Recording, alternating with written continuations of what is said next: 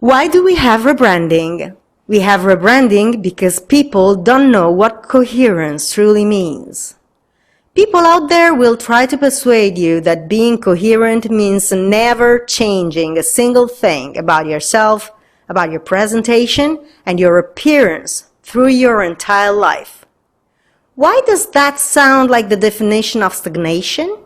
Because it is. Homologation leaders want you rooted in stagnation.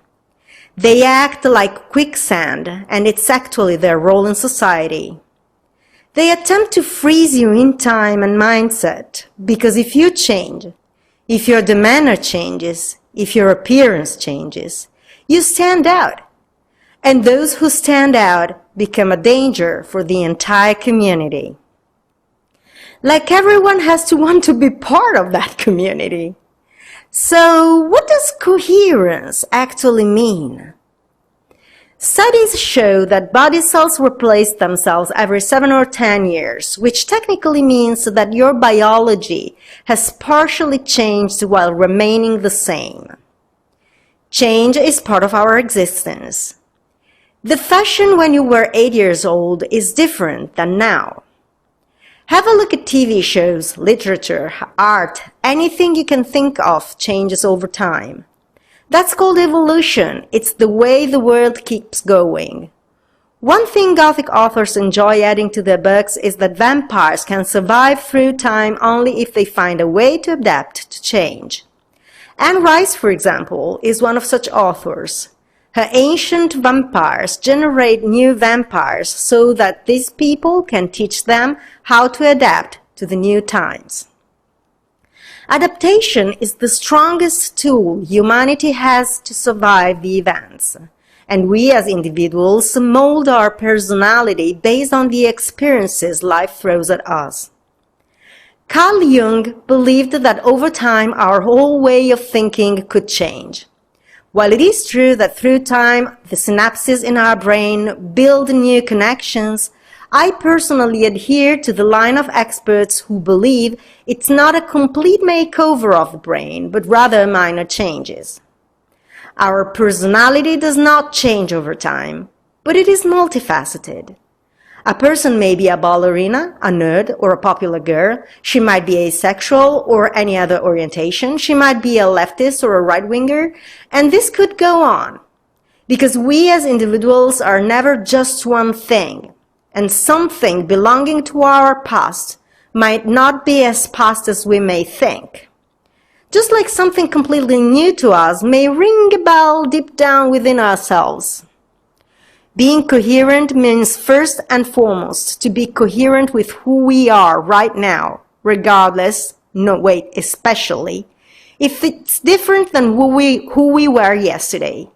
If your ballerina side takes over for whatever reason, or you realize that it has always been dominating your way of addressing problems, then denying it to stick to your previous idea of yourself is not coherence. That's stagnation.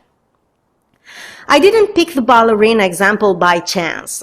I picked the example of ballerinas because they are stereotypically viewed as frail butterflies, perfectionists, assholes, and anorexic.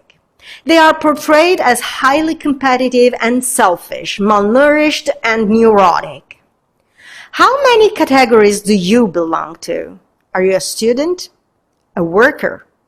A daughter or a son? Are you a mother? Are you studious? Are you a partygoer? Whichever category you belong to other categories too. And in none of these categories are you the exact clone of someone else in the same category. While being a ballerina may actually imply sharing some of those traits in some way, not all of them share the same traits. There's people out there who can eat a hippo every meal and still be as lean as fuck. There's a lot of people out there, especially those who are in competitive fields, who first and foremost compete with themselves. What being a ballerina or having been a ballerina actually means is having learned a specific kind of discipline and self-control. It means having a specific connection to music and rhythm. These things, while being learned, become part of your everyday life, that you keep dancing or that you're forced to quit. One of my colleagues, when I was a child ballerina, ate a whole pastry every day before practice, and she looked flesh and bones. She was amazing, actually, not just a really talented ballerina, but also a hyperactive girl with I don't remember how many brothers. After practice, you shouldn't be surprised to see her climbing a tree to find peace to read. Then there was me. We were considered the same level, but I had health issues, food-related, that started to show back then. I started gaining weight out of the blue for no reason.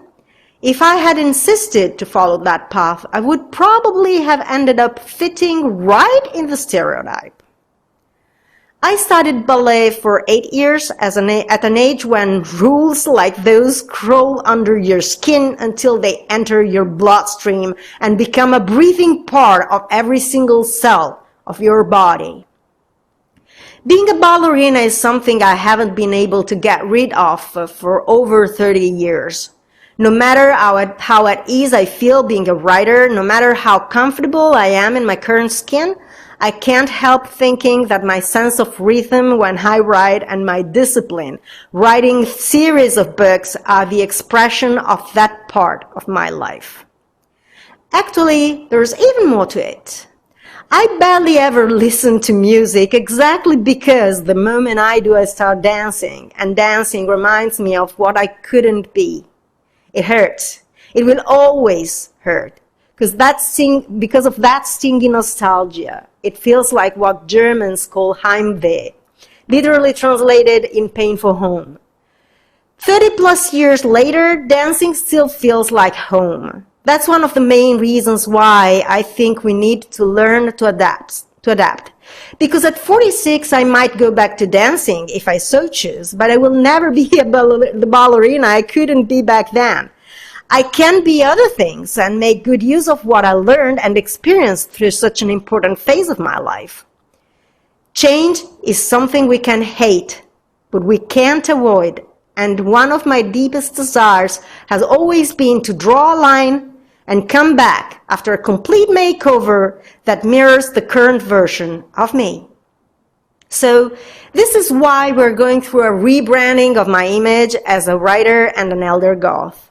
Because life changes and coherence leads me to adapt to the new version of myself.